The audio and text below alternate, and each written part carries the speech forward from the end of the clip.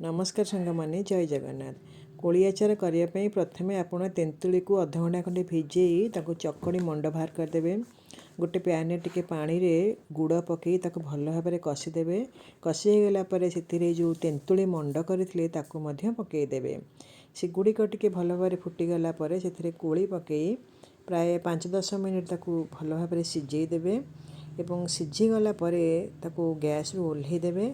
आ गोटे कढ़ई बसई से किछि मेथी किछि पंच फुटण एवं किछि जीरा ताको भल भाव भाजीदेवे। भाजिकी ताको गुंड करी रखिदेवे एवं से कढ़ई किछि सोरिष तेल मध्य उषुम करी रखिदेवे।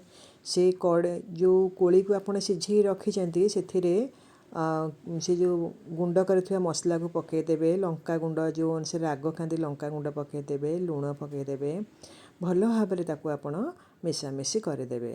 तो सेगुड़िक भल भाव गोलई सारा आपण जो तेल उषुम कर रखी से तेल को से पकईदेवे। पकई गोलई ताको 2-4 दिन खरारे सुखेदेवे। तो सुखीगला सेगुड़ी सुखीगला ताको आपण गोटे जार रे रखिदेवे। एइठी हमर प्रस्तुत हो गला कोली आचार। देखो।